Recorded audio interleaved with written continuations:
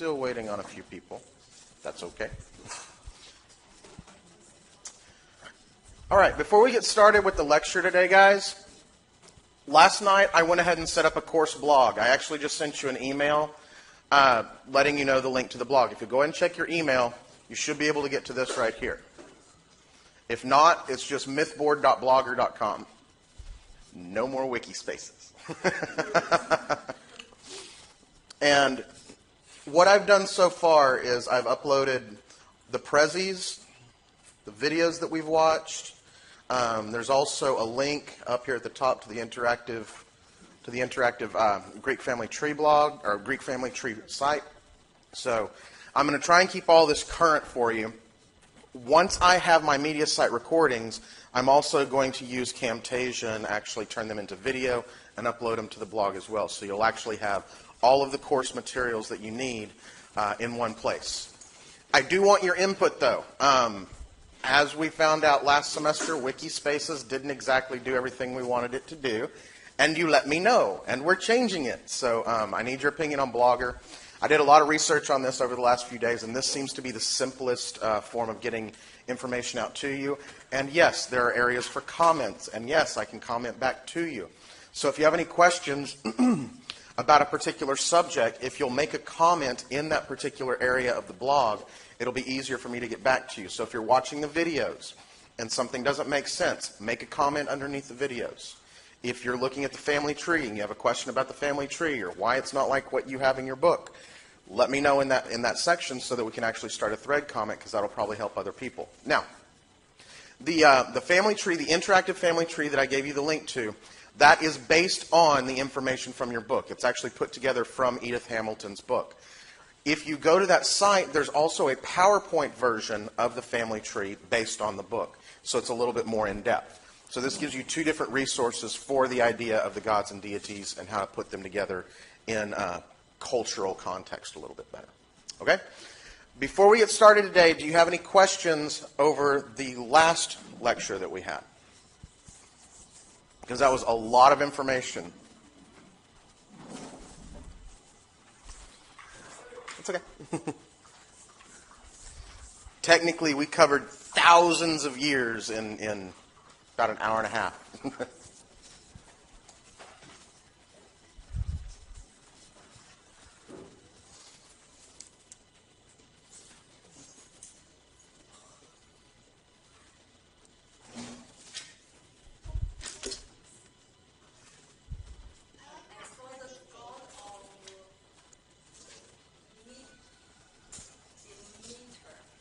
Demeter, yes.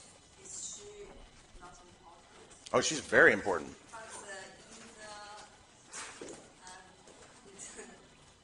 She's not mentioned very much in the book, is she? We're going to talk about why some certain gods and goddesses are not mentioned very much.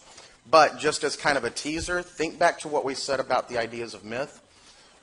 The stories of people, the stories of gods and goddesses who everybody knew the story, there wasn't much written about. We're going to see that in really clear form as we talk about Hestia today. Actually, on Monday, I believe it's Monday, we're going to have an entire class devoted to Demeter and Persephone and their story. So yes, Demeter is very important. That's getting ahead. I'm not going to tell you why yet, but we'll talk about that on Monday, because Demeter is very central to the idea of civilization. Any other questions?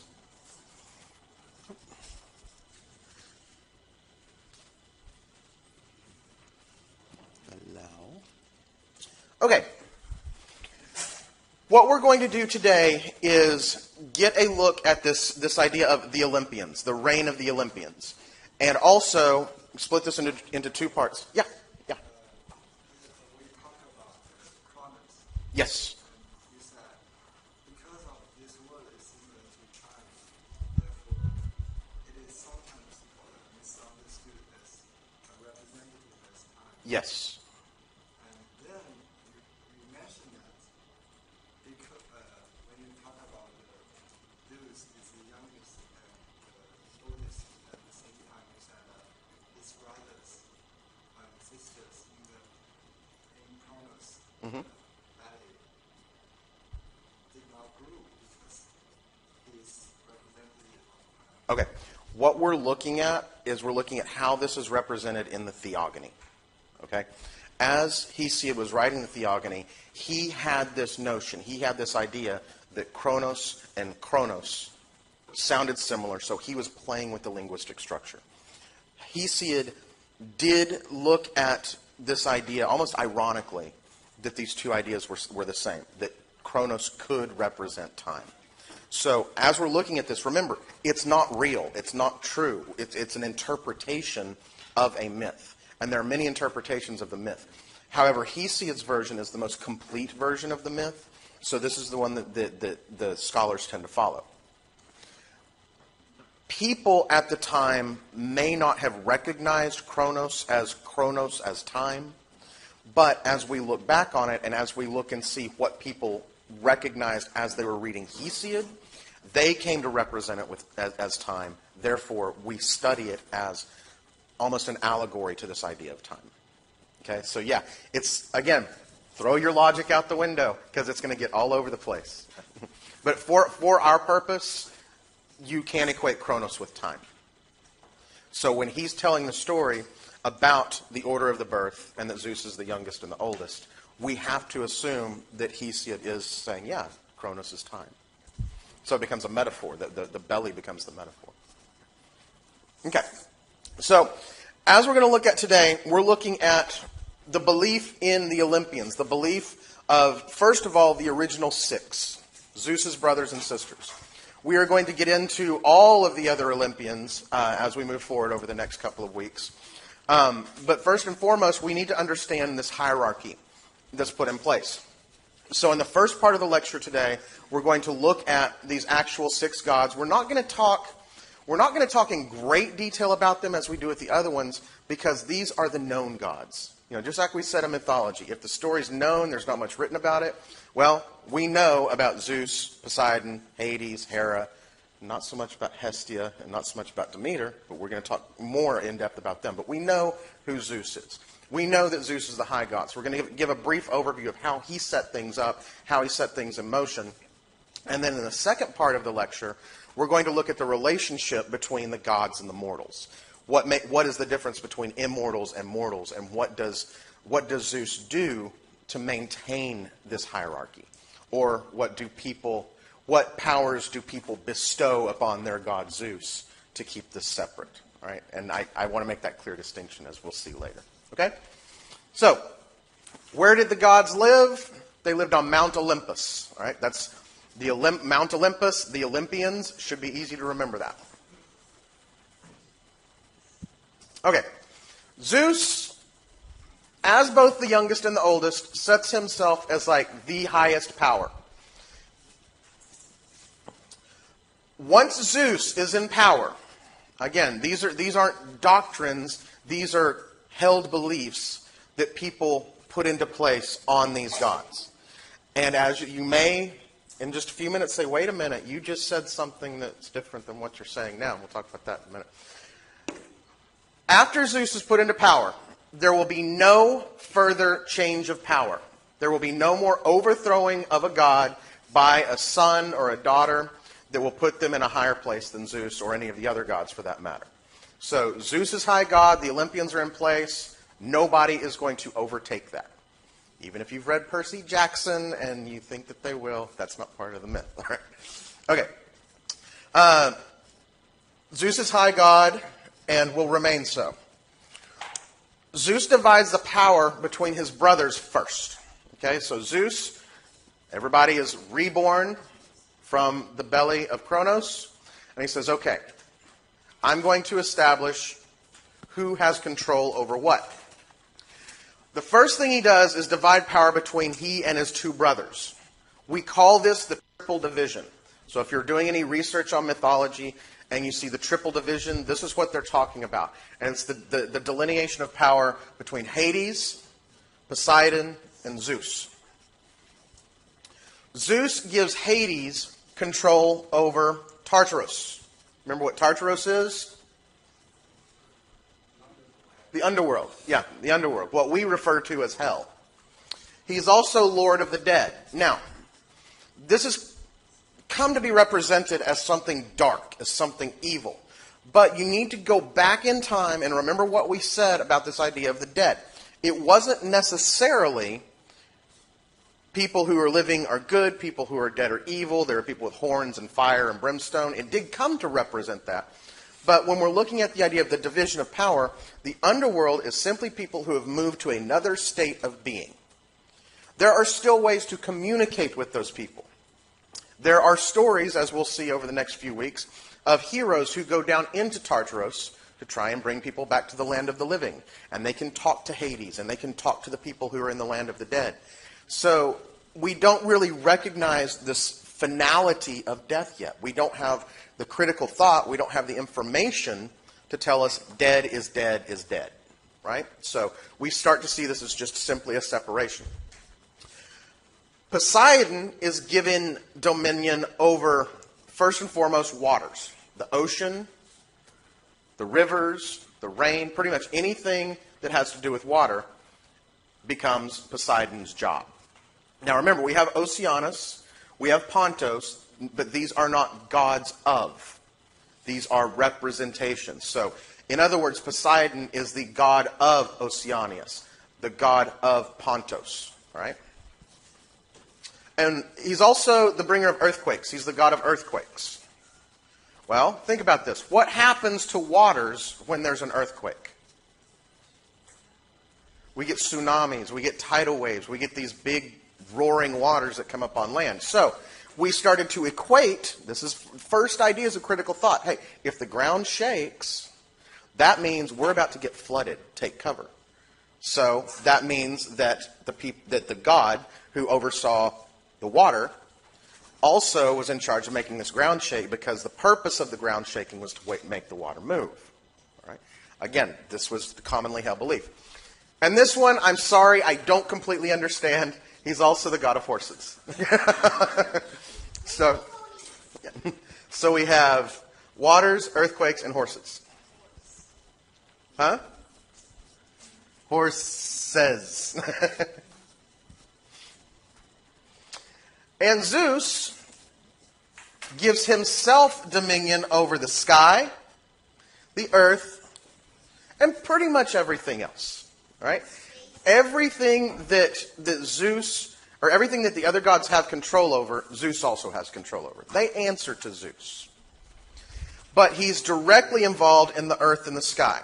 Now, we call him the god of the sky, but let's put a little bit of critical thought into this. Let's say I'm standing on the earth. I'm standing on Gaia, right?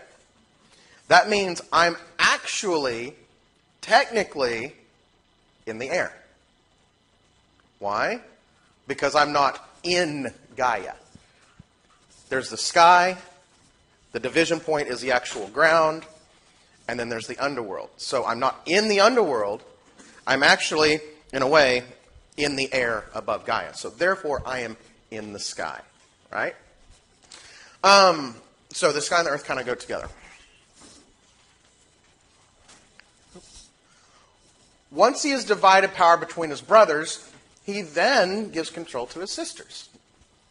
Remember, we're trying to keep the woman down. We're going to talk a lot about that today.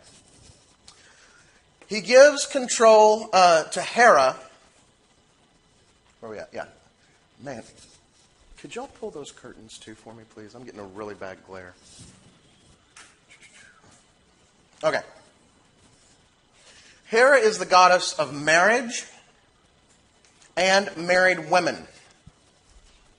We're going to see a lot of this differentiation between men and women, even for same concepts in the gods. So it's very specific, marriage and married women. She's not the goddess of married men. She also becomes Zeus's permanent wife. Now, I put this in quotes because we're going to see a lot of what Zeus does a little later. And Hera's not too happy about it, but what's she going to do? He's Zeus, right? Hestia is the goddess of hearth and home. Okay, do you know this word hearth? H-E-A-R-T-H. The hearth, if you have a fireplace, okay, so And we've got our wood here. Okay. The hearth is the area. I'm a horrible artist, but.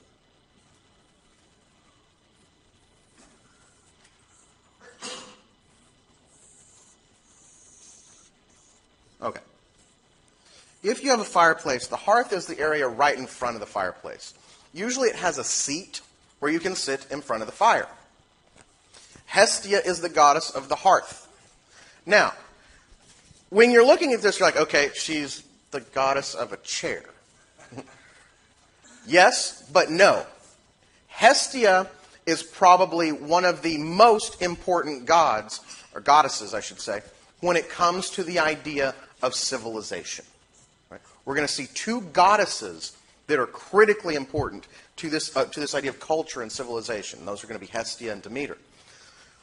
Hearth is where you would gather to stay warm. The hearth is where you would gather to cook your food. The hearth is where every bit of discussion happened in the home. The hearth was considered the focus of the home. So I put focus right here because the the Greek word focus, as in to focus on something, actually means hearth. It was the center point of the home. It was where everybody came together. So, we see Hestia as the key center point to this idea of the family unit, to the idea of gathering to discuss. Now, she is also the goddess that there is the least written about. We have very, very little information in text about Hestia. Why? Back to this idea of myth. Everybody knew who she was. Everybody knew what she represented because this was something that they spent a lot of time doing. They spent a lot of time devoted to Hestia, devoted to focus, devoted to this idea of talking, of eating. It was their home. Hestia was the center point, so they didn't have to write a lot about it. All right? So remember that. When it comes to culture and civilization, Hestia is probably the most crucial goddess when it comes to belief. All right?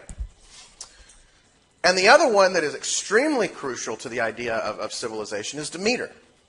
And Demeter is the goddess of grain and agriculture. And as we start looking at Demeter, again, we're going to spend an entire lecture on Demeter and Persephone and their story. But according to the belief in Demeter, these beliefs are what gave us the rules of how to plant, how to grow food. If we didn't follow these beliefs, if we didn't follow the information, even if it was kind of steeped in weird storytelling, if we didn't follow that information, we wouldn't have agriculture. We would not have food as we know it today. Right? Any questions before we move on past the division of dominion?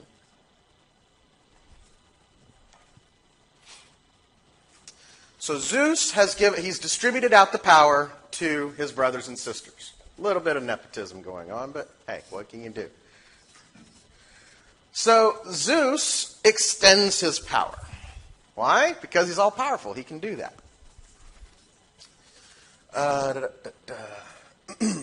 Zeus comes to represent justice, punishment, promise, and this thing called, that's supposed to be Xenia.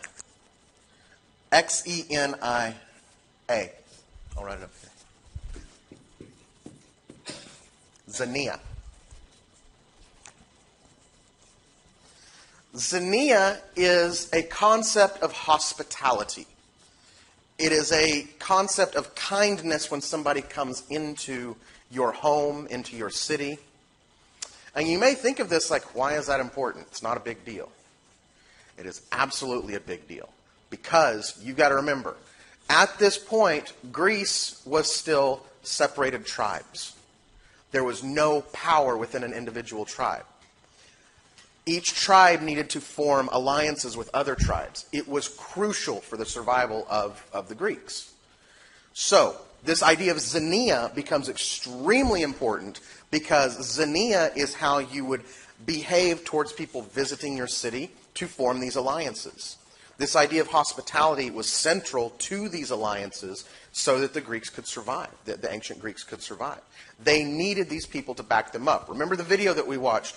We saw these plaques with 100-year contracts, more or less, between cities. And these contracts were put together for these alliances. If I go to war, you agree to go to war with me.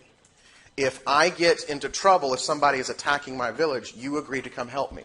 Same thing for you. If you go to war, we agree to back you. If you don't, then you have to pay 1 talent, which is the equivalent of 6,000 days' pay. So this idea of xenia was extremely important in making these negotiations for these contracts. Right? So justice, punishment, xenia, promise. Now, he is also the god of prophecy. Now, we're going to look at Apollo more in depth, who is considered the god of prophecy. But as we'll also see, Apollo is more or less just the messenger. All right? He is the person who delivers the word of Zeus.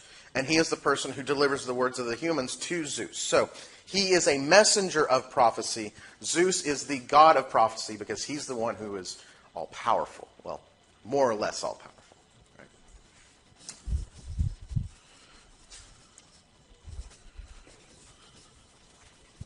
All right. So Zeus is in power, and we think everything is good. Everything should be okay. That I was supposed to be a lot bigger. I apologize. That is kind of small. So then we start looking at these relationships that Zeus has, and this is where we start realizing, 1, these stories were definitely written by men, and 2, Zeus was just as big a jerk as Kronos and Uranus before him. All right. So if you look, if you've looked at your interactive Greek family tree, you're going to see all kinds of red lines all going to one point. That's to Zeus. All right. But he starts off kind of slow. He hooks up with this goddess Metis. Metis is representative of wisdom. All right. We'll get to that, because you're absolutely right. Metis is representative of wisdom. And they have a son. However, the son is fated. There is a prophecy that the son will overthrow Zeus. Now, does anybody see a problem with this statement? What did I just say? Yeah, there will be no more overthrowing.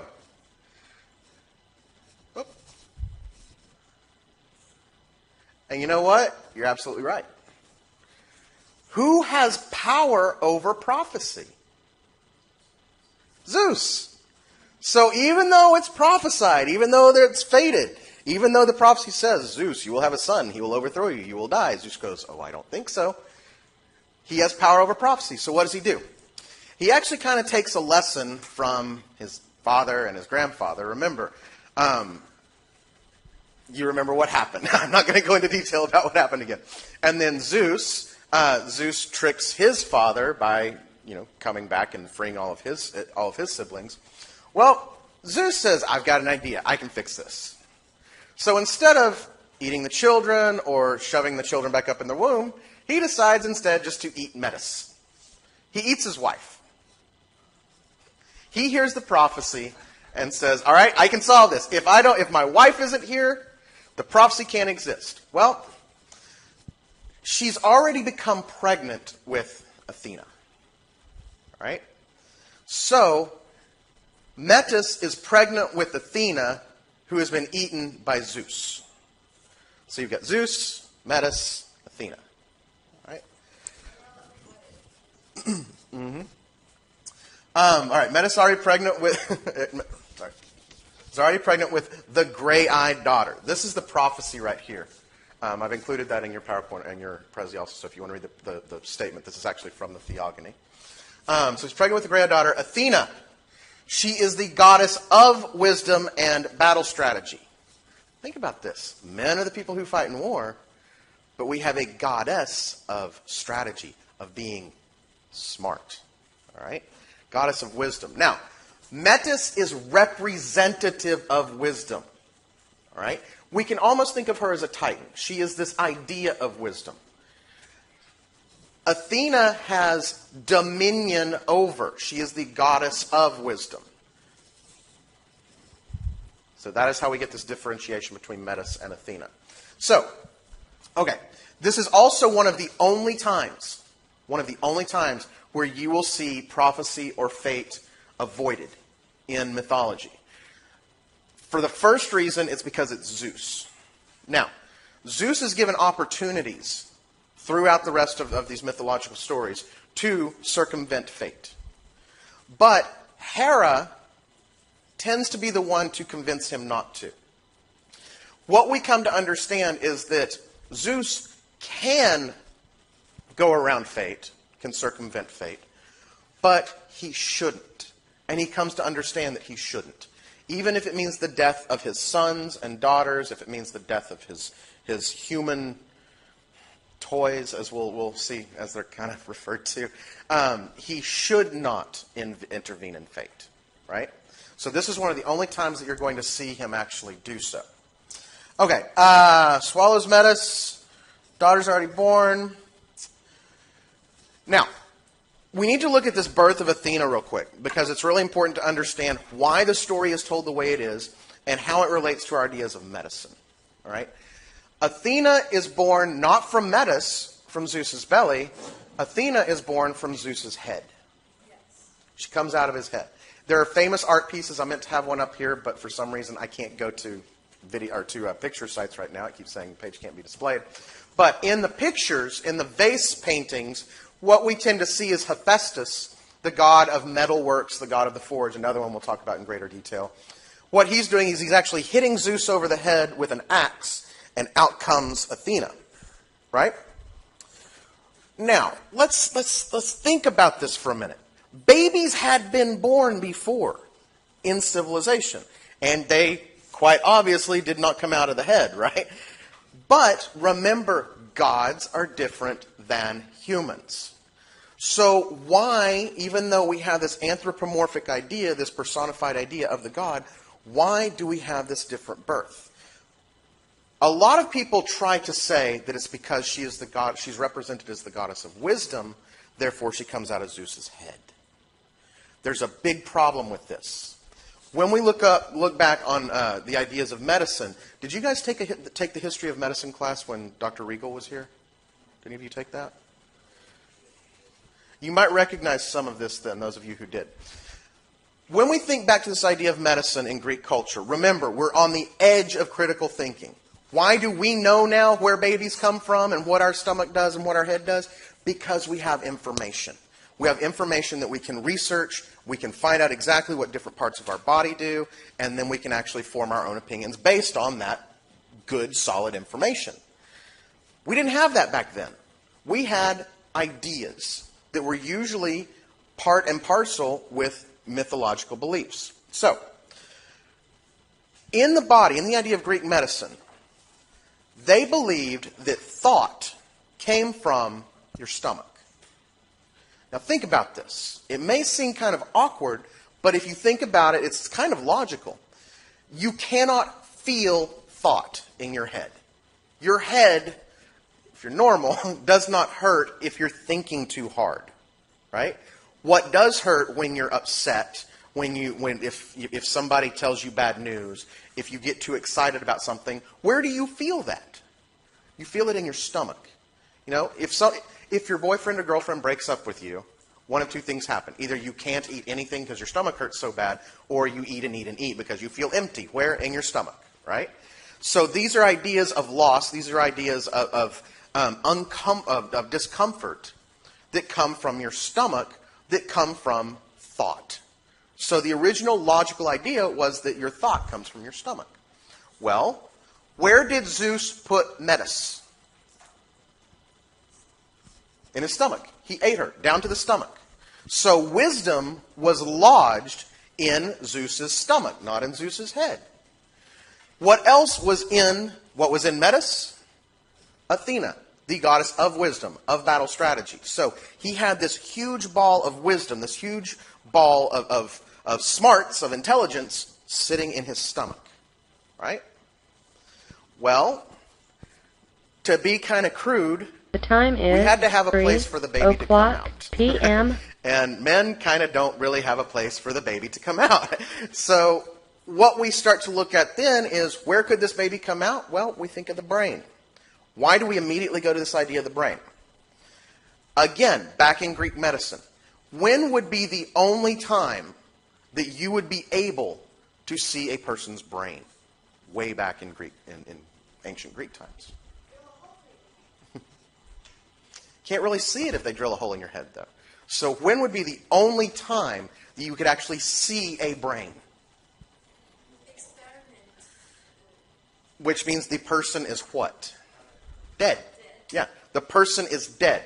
So there are no living records, there are no living ideas of what a brain looks like. Well, here's the thing. If you're dead, after about 2 days, do you know what happens to your brain? It turns to goo. It turns to white-gray soup, more or less. It degrades into this gelatinous form. So, they cut the brain open, and they look at this gross mess. They're like, there's no way this has nothing to do with life. It probably regulates heat. This is also probably where all of our bodily fluids come from. Blood, urine, semen, all these different things, all these different forces that keep our body alive, there's a reservoir in our head. It's not the part of thought. So we go back to this idea. Okay, we got blood, urine, semen. Semen is what makes babies, right? So the idea is that Zeus has this semen in his head, and so when we cut open his head, the wisdom springs forth from his head into this idea of birth. Now, if we think about this also, again, this is very crude, but I warned you we're going to talk a lot about sex in here. The idea of a woman's vagina is also representative of being cut on the head because it creates the line, all right? So, I know. But I told you we're going to be talking about a lot of weird stuff in here. There's also, if we look at this kind of metaphorically, remember what a metaphor is, that Athena is not going to move down into the world. She is going to spring up from the world. So the idea of coming out of the head gives her a source of power. And if we really look at it, if we're looking at these ideas of wisdom and battle strategy, in a way, the information that she gives Zeus is more important than Zeus himself. So in a way, Athena has a lot more power, a lot more dominion than her father. And we'll see that come to terms as well. Okay? You have to remember that this concept of the gods and the goddesses, again, was written by men in a patriarchal society. And as we'll see in the second part of the lecture, we're going to see how that's kind of suppressed. Okay. Swallows, da-da-da. Okay. Zeus, did we get through all of that? Yes. Okay. Zeus plays around a bit. He finds out that, hey, human women, they're kind of sexy. So that's where all those red lines come from on your family tree. But he finally marries Hera. They have 2 daughters. Hebe is the goddess of youthful beauty. This means she is the goddess of the moment when a woman is ready to be married. All right? The other daughter is, okay, you have to give me Eleutheia. It's pronounced Eleutheia. So look on your Prezi and you can get the exact spelling. Greek language can be very difficult, and we're going to start introducing a lot more Greek terms. Eleutheia is the goddess of childbirth. So remember back when we were talking about the ideas of the Titans, and we have this concept of, okay, we know where the earth is, now we can start figuring out what the human is, now we can start figuring out what civilization is. There's kind of this evolution of thought. Well, same thing with the gods. We've established the dominion over the earth, the sky, what's under the ground, different elements. Now we're actually establishing the home, which we did through Hestia, Hera, and as we'll see through Demeter as well. But we need a goddess of someone to have sex with and to have the outcome of sex, which is childbirth. So these two daughters, what is Hera the goddess of? Marriage and married women. And what do married women do? What is their only role in a patriarchal society? Have sex and have babies. So we see this, it is kind of direct from this idea of Hera the marriage, Hera being goddess of the marriage, that her daughters would be related to that in some way, and they are very strongly in the idea of childbirth and sexual beauty. All right?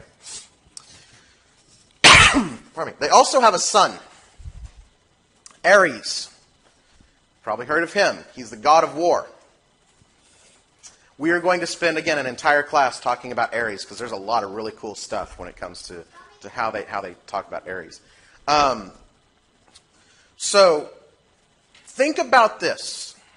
Zeus has this, he has Athena kind of on his own, technically, because Metis is pregnant, but he gives birth. But the child, the male child that Hera has with Zeus is Ares, the god of war. She is the goddess of battle strategy. These kind of go together. We start to see this idea of war being just as important as the idea of sex. So we have the idea of procreation to build civilizations.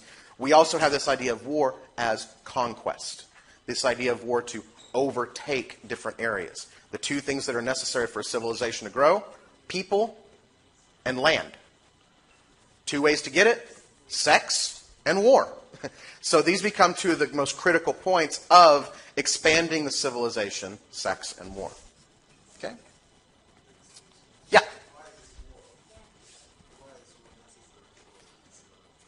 Because we've got to look at these ideas of tribal cultures. They have unions with different tribes, but let's say that I have land, and I've got some people here, and you've got land, and you've got some people here. We both still have control over that land, which means if there's a problem, if I say something you don't agree with, then there's a chance that we could either get into a fight or an argument and destroy what we have between us. So the only true way, and again, this is not my belief, this is how they believe, the only true way to expand your civilization was to overtake that city, was to overtake that country. What is the only way you can do that? Through war and through siege. So war and battle strategy and sex were the two ways that we were able to expand civilizations. And that's pretty much any civilization. It's not just the Greeks. It's also the Persians, the Mycenaeans, the Babylonians. All of them saw this as necessary. And we still see it today. Remember that we have this idea of colonization, the British colonization. What did they do? Did they partner up with India? Did they partner up with Hong Kong? No. They came in and they took over. Now, it's not always, when we say war, it's not always violent. Sometimes it can just be, hey, I'm stronger than you, you're going to lose, so I'm going to take over your city. And you're like, okay, see you later. And so then you take over. And then what we have is, once we have this idea of war, once we've overtaken your city, then what do?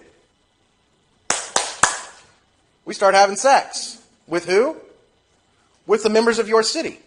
So then what happens after 2 generations? We now have a fully integrated, larger community. We have people whose bloodlines are from both of the areas, and it's hard to tell who is from where if you're just looking at them. Well, think about that. If I come and take your city, that's 2. But then we have 2, which means we're bigger, so we can take a place twice as big. That's 4. 8, 16, 32. It grows exponentially, not just doubling. Actually, yeah, that was doubling. Exponentially. Remember the exponential curve. So 2, 4, 4 is 16, 16 is 100 and something. It grows exponentially. Sorry, I do English, I don't do math. But when we think about how this can grow, this is how conquest worked. This is how the Greek Empire expanded so quickly. It's how the Roman Empire held for so long. It's how colonization worked for the British Empire. It's how this idea that the United States is using of democracy has spread and tried to eliminate the idea of communism. It's through proliferation of tactics, of war tactics. You have to keep in mind that this concept of war does not mean bang, bang, bang. It means I'm taking control. Okay? Any other questions? Yeah. At first, it said Israel have a stone. Yep. But why Athena? Because Athena, in the prophecy, it says he'll have a son. Does it say a son or a gray-eyed daughter first? It says gray-eyed daughter first, doesn't it? First, a gray-eyed daughter. Okay. This is where Zeus.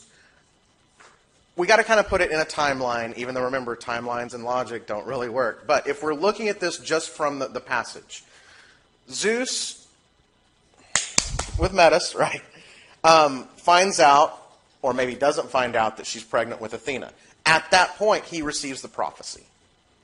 Okay, so she is pregnant with Athena when he eats her.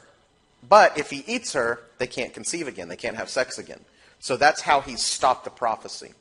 The son can't be born because they can't have sex. And that's why I'm saying this is the only time that you'll really see Zeus or any of the other gods intervene in prophecy. There's one other instance, sort of, that we'll talk about today when we come and look at Prometheus. But it's not really a prophecy.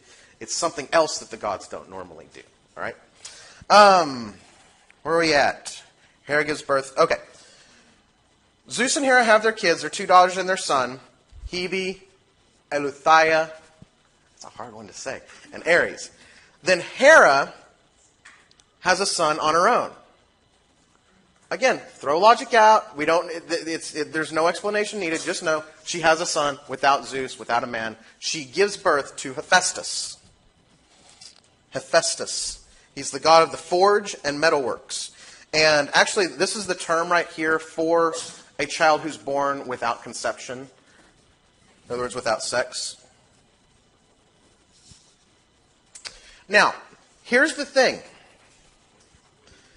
As we've already kind of hinted at, Zeus has sex with a lot of women. Hera has a son on her own, and this pisses Zeus off. He's not happy about it. He doesn't really do anything, but it's the way that it's written. It's also, again, written by men, keeping women in their place. So what happens to the only son of Zeus's wife that he is not a part of? Hephaestus is disfigured, deformed, ugly. Yeah, so what we see is he's represented as disfigured, disformed, and ugly. Why? Because Zeus wasn't involved. Because the woman tried to do it on her own. So is Hephaestus Zeus' son? Not really. He is. Only Hera had him. They did not have sex, so this is not. Hera is Zeus's wife. Yes. So that means he is his son. No. Not by birth. Not by not by blood. He's kind of the bastard child. But Hephaestus was given birth after the marriage. Yeah? Okay, I am not saying that I've done this, I'm just giving this as an example. But I'm married, I have a daughter, I have a son. If I go and I cheat on my wife, and I get another girl pregnant, and she has a baby, is that Nekoa's son? Okay. That's kind of what happened here. Except there's no other man. She just gives birth. But she does it without Zeus's permission. So he is ugly. He is ugly, disfigured, deformed. He is the god of the forge, which is the area where you make metal tools, where you make weapons, and the god of metalworks. So anything that's made with metal. Remember, about this time is where we start seeing bronze and copper and things being made out of metal. So we need something to explain that. What? Hephaestus. Well, let's look at this also in terms of society. If you are working in a forge, if you are burning materials, if you are coughing and hacking because of the smoke, if you have, burned your arm with molten lead as a person, not a god, think of the people here, what are they going to look like? Disformed, defigured, ugly.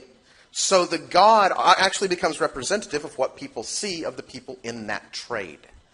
So that's why we kind of look at it. Again, you have to throw logic out the window, but you have to look at it backwards, an idea of cultural logic and what it could represent. So Hephaestus is more or less the bastard child. It is because... Go away. It is because she does this without permission, according to the story, that Hephaestus is disfigured and ugly.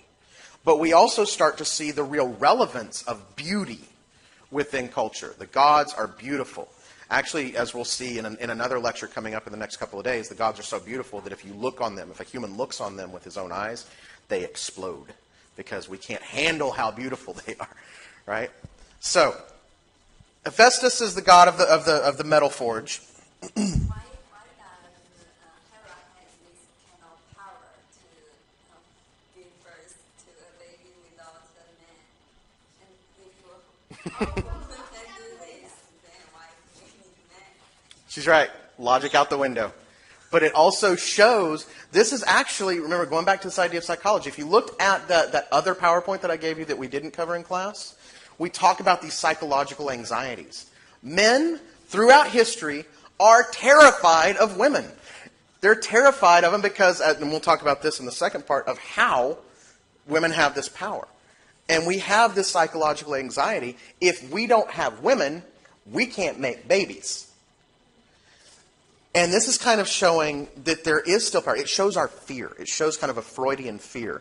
Again, if you haven't looked at it, I did include a Prezi about these psychological fears, these psychological anxieties that you might want to check out. I have not uploaded that to the blog, though. I will put that up on the blog. Wait until we finish the second part of the lecture, and if you still have that question, we'll address it, because I think I might answer your question in the second part. Okay?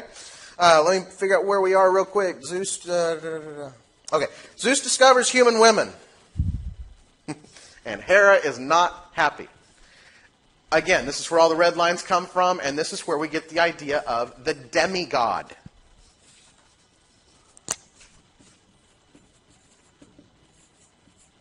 What is a demigod?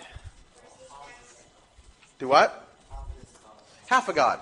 Sort of a god, right? Demi means half. So the idea is that it's half god, half human. We tend to recognize the male versions of these gods as heroes. No, they're gods. We're going to talk about, there are only a few instances where the demigod is actually half male human and half goddess.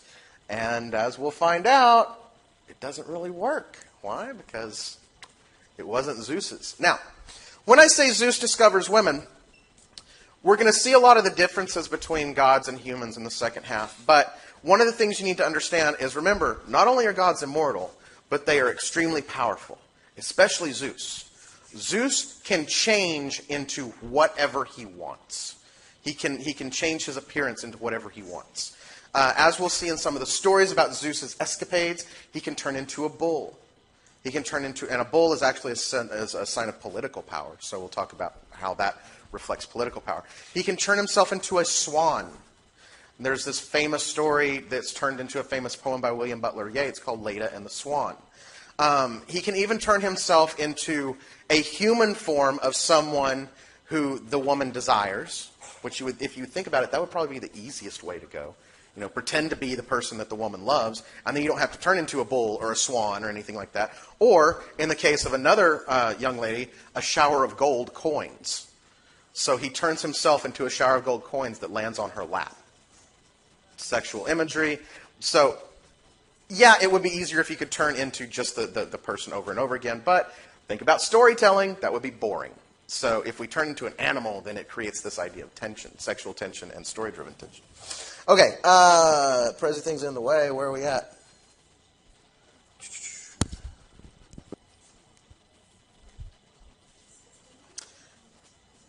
We're going to talk about that in the next part of the lecture, because that's a larger concept that we'll start to see.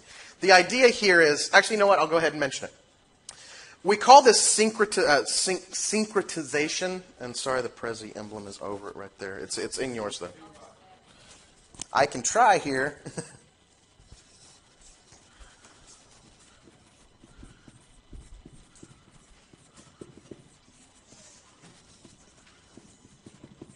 Syncretization. Again, it's yellow, so it's very hard for me to say.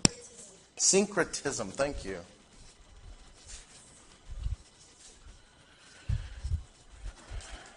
We've got Latin root words, we've got Greek words, and I'm an English teacher, so even I get confused on these words sometimes. I'm actually an English teacher who's trying to learn Chinese while trying to remember Latin and Greek roots. So this idea of syncretism. Okay, here's kind of the basic way that syncretism works. When we read stories, we need to kind of justify what's happening in real life. We need to sync up what's happening in real life and how the story and reality work together. So, we're talking about this idea of war. We're talking about this idea of conquest along with sex, right? Which means we're coming into these new cities, we're coming into these new countries, and we're meeting royalty.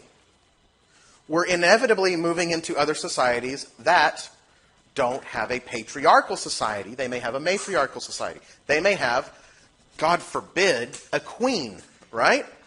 Well, we still have this idea, or this lack of an idea of critical thought. So we're applying ideas of science, we're applying ideas of explanation to supernatural powers. And it's really interesting if you look at this in kind of an anthropological way. During this time, there are many different civilizations with kings, with queens, whose power is bestowed on them through gods and goddesses, through higher powers. Well, if you're a woman, how is your power bestowed? Through sex. You have had sex with a god. Therefore, if you have had sex with a god, your children, if you are a queen, are all demigods. They are all more powerful, therefore they can rule. So what we see is we see many, many different stories in many, many different cultures about matriarchs, about queens who have had sex with gods or who have had their power bestowed on them by gods. But as we conquest, we need to, I don't want to say convert, because we really need to remember that the idea of religion and belief are completely different in this time. There is no doctrine. There is nobody coming in saying, you have to believe in Zeus. You have to believe in Jesus. You have to believe in this God. You have to believe in that God. These are commonly held beliefs. These are commonly held ideas. These are the scientific explanations of the day. These are the lineage ideas that we have today. For example, in the UK, you have a lineage. The only people that can be king or queen in the UK, in Britain, are people from a specific lineage. So how do we prove that today? We prove that through science, through DNA. How did we prove it 500 years ago, 600 years ago? Through sex. They would actually have to stand there. They would have, I'm not kidding, I'm not making this up. If a king and a queen were married, were joined, they would have their wedding night. Now we think of a wedding night as something sexy and fun and rose petals on the bed. And it's going to be it's going to be so sweet. We're going to make a baby. Well, during that time, what they did is they had a bed in a big room with people standing around to watch them, to know that these two people had sex, to know that that was where the baby was coming from. Sounds like a lot of fun, doesn't it? Back then, we didn't know that that's what caused babies. We knew that, hey, this feels good, but then 9 months later, you have this time period. So the idea that sex creates babies wasn't there because there was a gap in time. There was no idea that they fit together. So what is the only explanation? Divine power. So the idea here is that these goddesses would actually, these queens would have sex with the gods. This is how they could tell a story to maintain power. And then through syncretism, if I come in and I'm trying to communicate with you and you explain, okay, I'm a queen, I had sex with a god, these are my children, I have demigods, but you're using your own language, your own words, your own gods. What I would say is, oh, you mean Zeus? And they're like, what? Yeah, Zeus. That's what we call that character, is Zeus. I'm like, oh, so then we start communicating, and you start calling it Zeus, and I start calling it the name that you give me. And the next thing you know, because we're the more powerful society that's taken over, it becomes known as Zeus.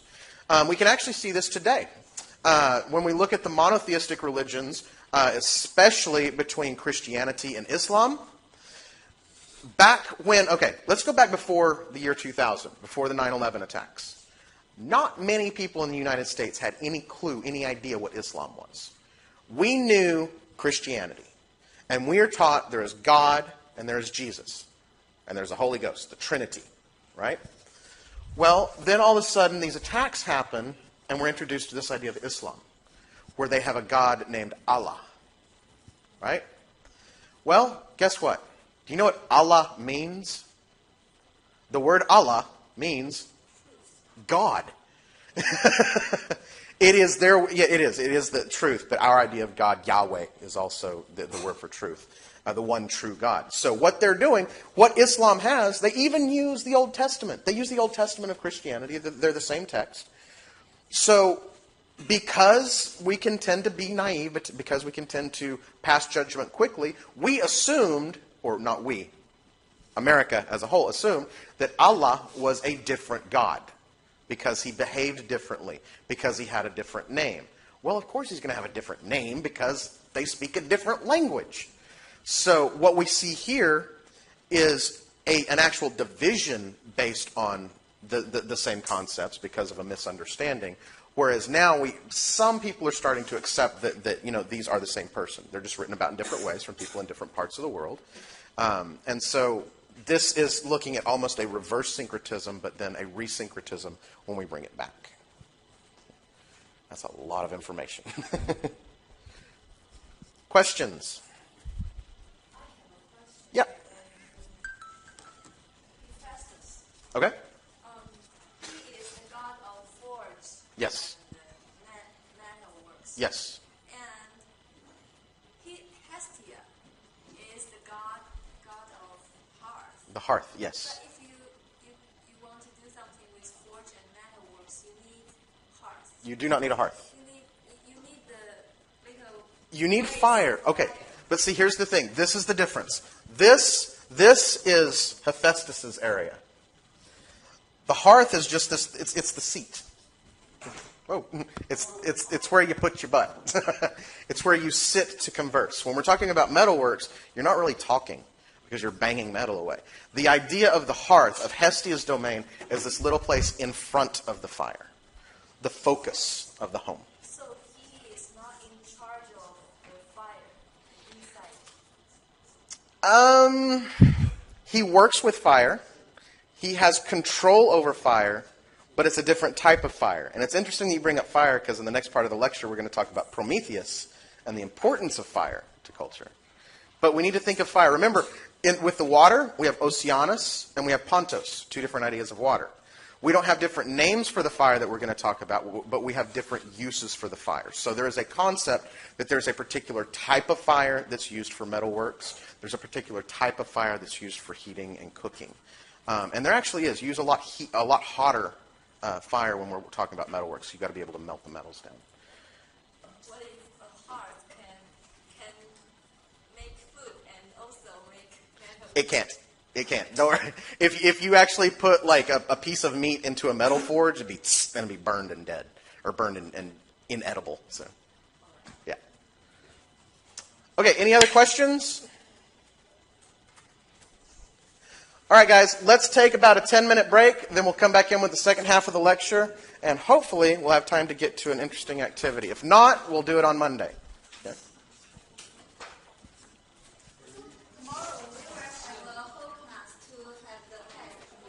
You'll have part of the class. Okay. Before we actually get started with the second half today, does anybody have any questions about the first half?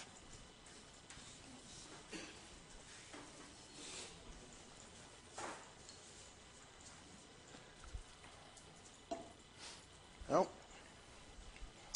Okay. We've established who the gods are.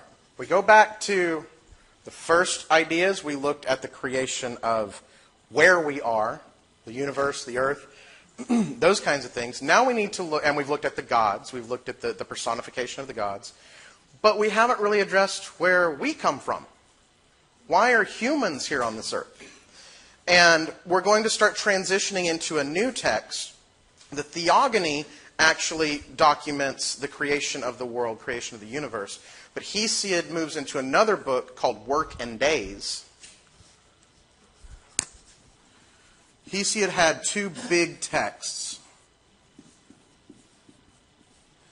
And the theogony dealt primarily with the gods. Work and Days was actually a farmer's manual. It was explaining how to turn your crops, when to plant, when not to plant. Today we have something called the Farmer's Almanac that's very similar. This was kind of the first idea of that Farmer's Almanac. And you've got to remember, when we're talking about this idea of science, if we're talking about when to plant our crops, or we're talking about when to harvest our crops, that's science. But we don't really have science as we know it yet. We have these ideas that are reinforced through stories of supernatural characters. So this idea of science is very imbued with the idea of the gods and goddesses. And we start to see in Work and Days a few different things that start to explain how we should behave in order to actually get our civilization to work and to stay functioning. So what we're going to look at now is this idea of the immortals and the mortals. In Greek, this comes to authonatoi and thnatoi, T-H-N, thnatoi. It's kind of an ugly sounding word. Authonatoi and thnatoi. Authonatoi simply means those who cannot die.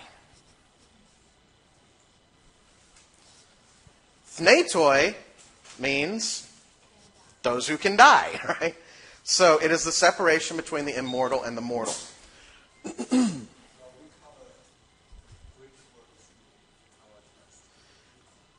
A couple. You do need to know the terms because this is part of the culture. All right. So authonatoi are the gods or the immortals, and thnatoi are the humans. All right. So now we've got to start explaining how or why we're here. And when we look in Work and Days, the theogony gives us the stories of the earth, of the universe, all these titans and primordial deities. Work and Days doesn't really tell us anything about how humans came to be. We're just here. All right? There's no creation story of humans. Now, if we think about this, if we look at the idea of the Christian myth, if we look at the idea of the Christianity as literature, the Bible as literature, we see that there is a sort of creation story for humans in that God creates the earth, then from the earth he creates Adam, and then from Adam he creates Eve. It's not really, it's not in great detail, but we do have this delineation of the sky, the earth, man, woman, right? When it comes to classical mythology, we're looking at the text of Work and Days, we don't really get that. The first real mention that we get of man's relationship with God comes from from the theogony and in Work and Days. There's a mention that gods and men met at Mekona. It's pronounced Mekona. M-E-K-O-N-E. And they met to establish how man would serve God, how he would honor the gods, how he would sacrifice to the gods. Now, this is important. I didn't say humans. I said man. Women. There were no women. There were no women. No women at all. Now, again, take your logic, throw it out the damn door, because if we have men, we logically, scientifically have women. But we're going back. Remember, patriarchal society, stories of creation, woman has to come after. Woman has to be later in the chain. So according to the story, there were the gods and there were men. We're going to look at two things today. We're going to look at the human race, and then we're also going to look at this idea of sexuality, what differentiates men from women and gay men from gay women and so forth, as far as sexual desire, because this becomes a big part in how the human race develops in classical mythology culture as well. So, first and foremost, they meet at Mykonos. Mykone. Mykonos, another place. They meet at Mykone to discuss how man is going to serve the gods. Now, how do humans honor gods? What do they do?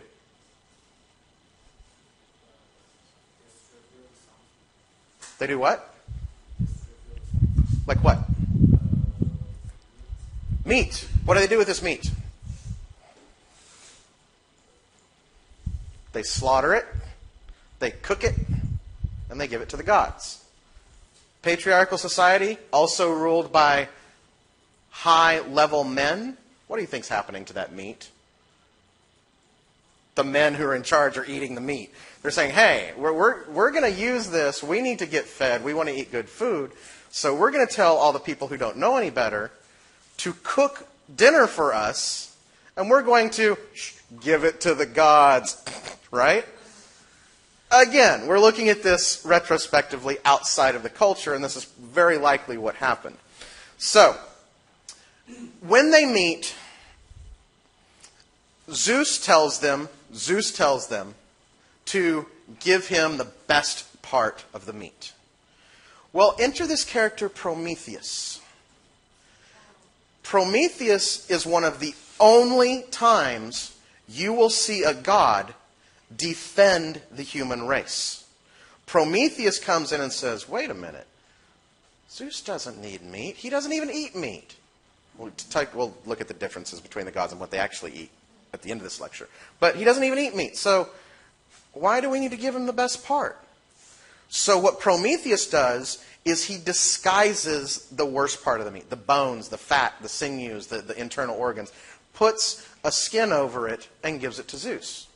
Well, you may remember, Uranus and Kronos, they were kind of stupid. They ate rocks, they didn't know as their kids. Zeus has ingested wisdom, so he knows the difference. And he gets angry. He gets very angry at Prometheus for trying to trick him.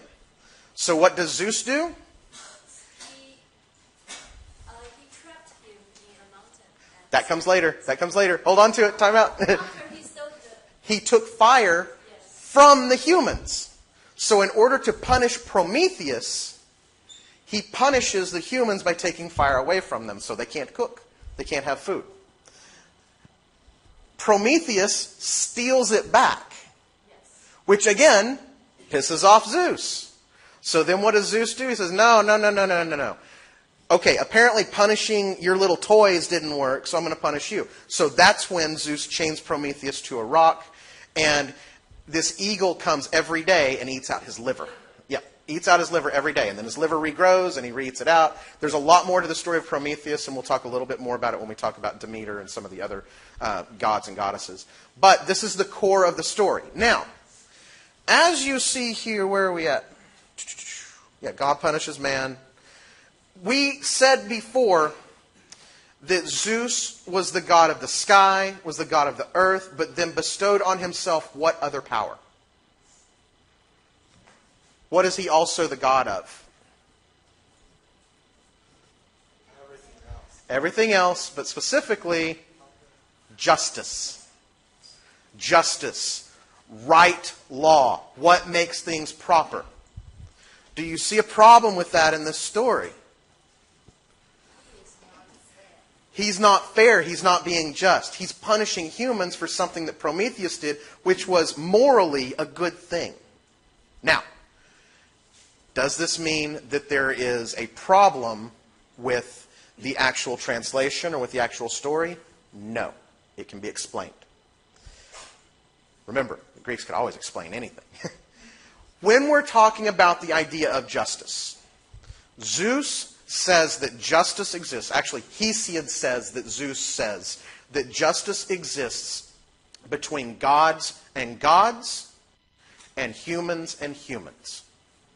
There is no such thing as justice or moral acts between the gods and the humans. There is, however, ideas of morality and how you should behave as a human towards a god. So we have ideas of justice between God and God, between human and human, but then it's a one-way street. Humans have to act morally correct according to Zeus when it comes to honoring the gods, but the gods do not have to act morally correct when it comes to what they do with the humans. Humans are toys. Humans are playthings. Humans are there for the gods' amusement. And that's why you'll never really see, with very, very few exceptions, Prometheus being the big one, you'll never really see gods treating humans with respect, at least consistent respect. Now, there will be times, as we see in the stories, where Hera's child, Zeus tries to kill Hera's child, and Hera intervenes to save that child, but that has nothing to do with the child. It has to do with pissing off Zeus, right? So it has to do, imagine if you have like a toy car when you're like 2 or 3 years old, and somebody steals that toy car. You go and you hit that person because you're a baby, you don't know any better. Does it have anything to do with the toy car? No, it has to do with the fact you don't have it anymore. So the idea of respect does not have anything to do with that toy. It has to do with the relationship between you and the other child. So, when we look at this idea of justice, it's very critical to know that this idea of justice is completely different than what we have today. That when we look at the idea of honor, it's not from God to human. It is, however, from human to God. So, not only does Zeus punish Poseidon, not only does Zeus punish Prometheus for doing this, he does have further punishment for man. Do you know what the punishment is for the man? Woman. What is his punishment? Huh? Hold on. Oh, I didn't go far enough. What's wrong? Woman in Greek mythology is sent to man as a curse. And the first woman to come into existence, name you might have heard before, Pandora. Why is Pandora famous? She releases evil into the world, right? So, Pandora is a curse. Yeah, and Pandora is also a great place to get music online, too. So. But, okay, so Pandora releases this evil into the world. We're going to talk about a few of the differences between the story that you know and the story that actually comes from the Theogony and from a lot of the other texts that are from Greek literature. Okay, so this is where we start moving into working days. In the Theogony, Pandora is not given a name. She's just mentioned that a woman is brought to man as a curse. The entire first part of Working Days, which is related, again, to farming, tells the story of Pandora. So the first part of Working Days is the story of Pandora, by name, in greater detail. Pandora is given qualities from the gods. The two biggest ones, the two things that are most important, is this thing? Sure. Okay. The two things that are most important, Aphrodite, again, there could either be Zeus's daughter or she could come from the severed genitals that were thrown into the ocean. Remember, two different things, but both. The key part of understanding Aphrodite is the concept. She is the goddess of beauty, of sexual desire. She makes men go crazy with sexual desire. So Aphrodite bestows on Pandora this immaculate beauty. She is the most beautiful thing in existence. Well, what does that do? That makes men, many, many men, want her. So, not exactly something that's nice. If we think of a goddess giving you beauty, you might go, oh, that's nice, she's so beautiful. Except for the fact she's the only woman surrounded by lots of men. She probably doesn't want to be that pretty. And then, and this is directly quoted, directly translated from Working Days, Hermes gives her the mind of a bitch and a thief. Now, the word bitch refers to the idea of a female dog, but also to someone who is just not very nice. So she's beautiful, she's mean, and she steals things. Hence, she's a curse, right? This particular woman is a curse. So, Zeus sends her not to Prometheus, but to his brother Epimetheus. What we start to see is Zeus kind of meddling in family affairs. I'm going to further punish Prometheus. Because remember, Prometheus is a god. He cannot die. That's why his liver is regenerated, and he's eventually freed. We'll get to that story later, because there's a hero that actually frees Prometheus. Can't die, so Epimetheus is going to have this beautiful woman as a wife who does what? Brings evil into the world, right? He sends her with a jar. Now, we have come to understand this as Pandora's box, right? That she has this box that she opens and releases this evil into the world. It's not critically important, but it is important for you to understand how stories can change, even little details that can be very significant. The box comes from Russian storytelling. It actually comes from, if you've heard the story or the myth story of Anastasia, there's ideas of Pandora within this story as well, and Rasputin. That's the story of the box comes from Russian folktale. In the original story, she had a jar. And again, it's not important for understanding the concept of the story. However, as we're going to see in just a minute, it is important in understanding the representation of what she brought into the world. So she brings in a jar with all of the evils in the world and also with hope. Do what? This is elpis. This is the Greek word for hope. Elpis. So it has all the evils in the world plus hope. Here's what I'd like you to do. With the person next to you, I'd like you to talk about this for just a minute. These two questions. I want you to consider this. Why is hope in the jar? And is hope a good thing? We need to remember that the modern idea of hope, the idea of the virtue, faith, hope, and charity. So, with the person sitting next to you, if you've got 3 people in a group, talking in your group of 3, discuss these 2 questions. Give you about 2 or 3 minutes to talk about this.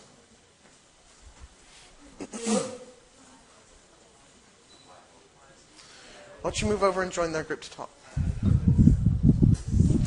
Paul, you guys get together and talk.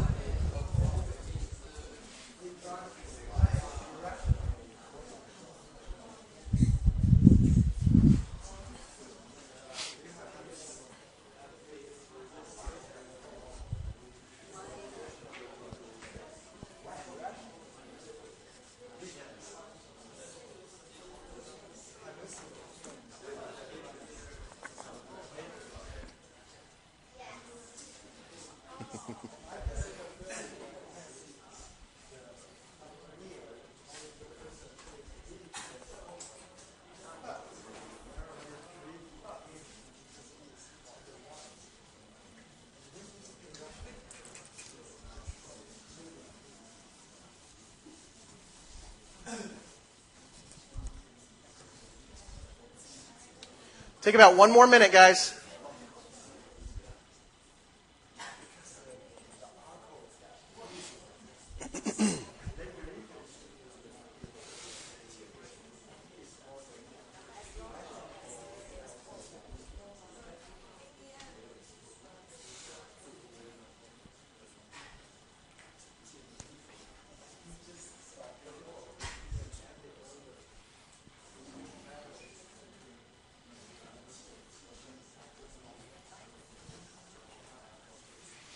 Okay, go ahead and stop.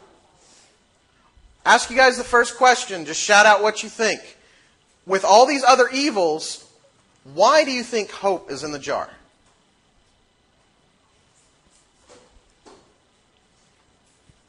After so many evil things came out, there should be a hope to save, to recover all the pains and all the... Okay, but think of this, though. Think about this. Do you know the full story of Pandora's box? She opens the jar out of curiosity, and all the evils come out into the world, except hope. What happens to hope? It's stuck in the lid of the jar. It's stuck in the lid of the box, right? So, does hope... Oh, you've got to be kidding me. Oh, it's okay. It's all right. I got this. The idea of hope stays in the jar, so it's not released into the world. So why is hope included in the jar?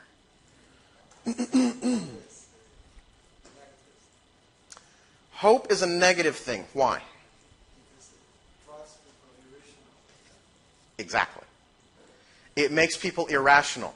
Another word for hope is passion or expectation. It's sort of passion. We're going to put a star by that. All right? So the idea of expectation. We expect things to happen.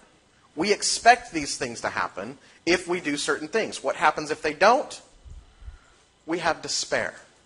And if we have despair, we then have desperate actions. Desperate actions, we then have evil. So therefore, again, going back to this idea of logic, If we have these desperate actions which lead to evil, then the idea of hope itself is evil. It's not a good thing. It's not a binary idea that we have hope on one side and all these other evils on the other. So Pandora releases all this stuff into the world, but holds on to expectation. Now, as I mentioned before, it's not important in understanding the story, the difference between the box and the jar, but it is kind of important to understand why it was a jar. Pandora, through her curiosity, through her role of being a woman, released, i.e., gave birth to all the evils in the world. So we need to think about this metaphorically. If she releases it into the world, therefore she gave birth to all the evils in the world. Well, the idea of a jar is more physically apparent as a womb, right? We start to understand. We know where babies are coming from at this point. We still don't know why they're coming. We know that the physical idea of where babies come from. So that idea of the jar becomes a metaphorical representation of the woman's womb. So she gives birth to evil, hence the curse. Hence the reason that all women are evil.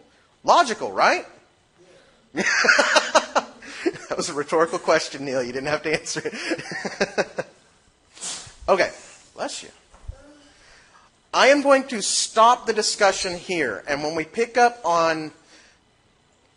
We'll have a brief discussion on tomorrow, on Thursday, on Friday. Wow, my days are mixed up because of the lost day. It's all right. I want to stop us here because this is enough information for your quiz. We will finish up with the role of women when it comes to the difference between gods and mortals. But I want us to have time to at least get started on a project. The whole idea about the relationship between gods and humans, as we saw, dealt with sacrifice, dealt with tribute. And one of the ways that we know this is we find these things called icons. An icon is an artistic representation of a god.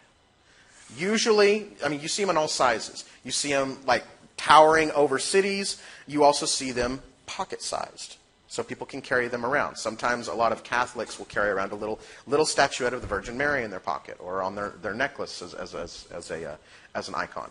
A lot of what we know that we've learned archaeologically are from these icons that people find. So, as an artistic project, this is your homework for Monday. I'm going to give you plenty of time to do this. You can start on it today. You're going to make some icons. Little bitty statues. I have a little terracotta warrior from Xi'an that's about this big, and I meant to bring it in. Yeah, I've got two of them. I meant to bring them in to just kind of think of it as like a chess piece. All right? We're going to make them out of clay. Oh. Clay. You're going to make small icons. You're going to make pocket-sized gods. You're going to make pocket-sized gods. Hold on, I'll explain it to you. I'll explain exactly what we're doing here in just a minute.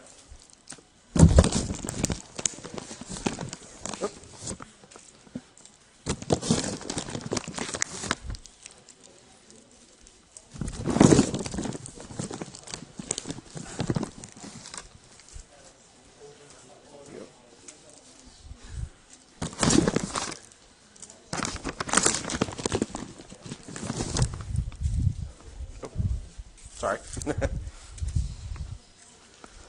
you go. Okay. So, here's what I want you to do. I want you to have it ready by Monday, so I want it to be dry by Monday. Here's the thing, guys. If you wait till Sunday night to do this, you're going to bring it in and it's going to be like, because it's not going to be dry. So, what I want you to do is I just want you to be creative. I want you to think of the most important thing in your life. What is the most important thing in your life? Be honest. Now, don't tell me it's to pass this class. That is not the most important thing in your life, right? But what I want you to do is I want you to personify that idea. You know, when we look at icons from Greek culture, if we're talking about, for example, Ares. Ares, the god of war, is shown as very strong, very muscular. He usually has a big weapon. something that personifies this idea of the god of war. Apollo tends to have things that represent the idea of prophecy, the idea of the messenger, the wings. So what I want you to do is I want you to make a small statue, an icon. That's why I gave you small pieces. Because I want these to be what we could kind of refer to as pocket gods. And, no, it's not. That's what I'm saying. It has to be one of these things you can fit in your pocket. Because what people would do is they would actually have these icons, they carry them in their pocket, and, well, I've got a lighter as an example, about this big. They would actually, when they needed help from a god, when they needed help from Zeus, if they were going in, we're going to talk a lot about some of the practices that are really interesting. But what they would do is they would actually have this icon, and if they're talking and they want justice, they would rub it to get that power from Zeus, much in the same way that Catholics use rosary beads today. So I want you to build an icon. I want you to make a small icon. Now, yep. I'm assuming you have some of these things. Again, we're going to start on them in class today, if you like. Where are my toothpicks? They're right in front of me. There we go. So the idea is they used very simple tools, but they used them very effectively. So I've got plastic spoons, forks, and knives here. And most importantly, I have toothpicks. A lot of them just use something like this to just shave and shape. All right? So what I want you to do, don't start working until you have an idea. But think of an idea for something that you are absolutely passionate about, something that you absolutely have this idea of importance for, and think of how you might represent it. If you want to sketch it out first, however you want to do it. But we'll go ahead and start on that today, and then on Monday, I want to see your icons. I want to see what you have as the personification representing what your God is. And yeah, we'll talk about ideas of stories for them as well. Remember, the idea of the actual God is the idea of the narrative. So think about it. You have about 20 minutes to start thinking about this. You can get started working on it now, or you can start sketching it, whatever you want to do. Talk to it with the people next to you also. It does need to be personified. It does need to be anthropomorphized, right? Because we're looking at this idea of the creation of the concept to the human form. Yeah, so we give it looks like a human, but Yeah. I don't know what does this stand for. You're going to have to figure it out and how to do it, and then you'll explain it to us on Monday. Yeah. If you do want to change colors, I do have another bag up here if you want to change the color of your clay. Okay, I'm about to end the recording. Does anybody have any questions before I end the recording so I can keep it logged if you need it? No? Okay.